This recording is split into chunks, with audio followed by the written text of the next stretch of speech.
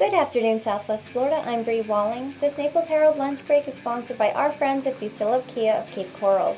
This afternoon, we'll tell you about Fort Myers moving closer to a ban on medical marijuana dispensaries, protected immigrants and DACA recipients wait to learn their fate, and more.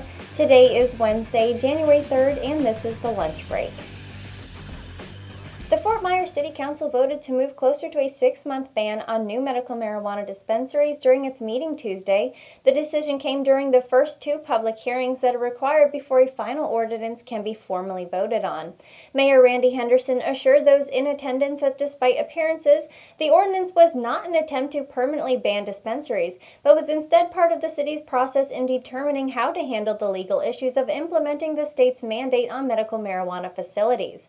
An assistant city attorney also explained that current legislation passed in a special Senate last year restricts the ability of municipalities and counties to regulate marijuana dispensaries. He said that the ban, which would end in July, is designed to delay the permitting process for distribution locations until the state lawmakers have a chance to reevaluate the legislation and implement changes.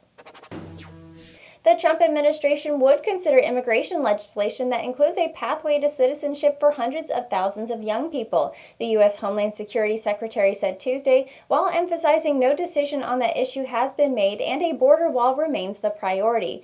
Congress is considering 3 options, including citizenship or permanent legal status for people who were temporarily shielded from deportation. In September, Trump said he would not consider citizenship for DACA recipients and gave Congress until March to deliver a legislative fix.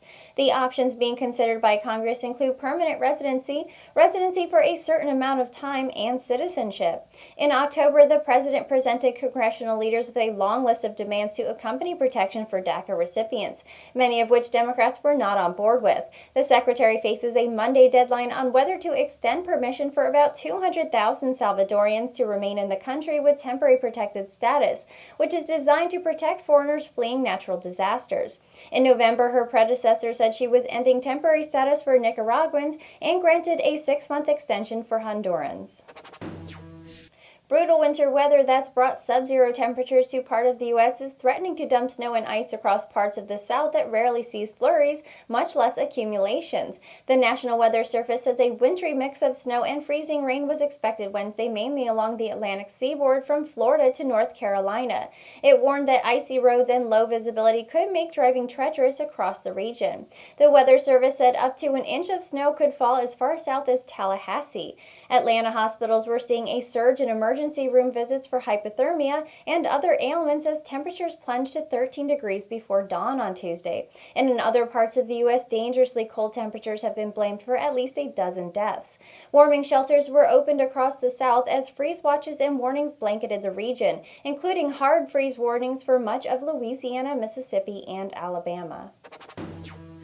And that was a lunch break for today. I'm Bri Walling. For your twice daily news fix, head over to the Naples Herald YouTube channel and subscribe. Leave us a comment to let us know your thoughts on the news or what you would like to hear about. The lunch break airs Monday through Friday at 12 p.m. And don't forget to check out our morning report that also airs Monday through Friday at 9 a.m. Thank you for watching. We'll see you tomorrow.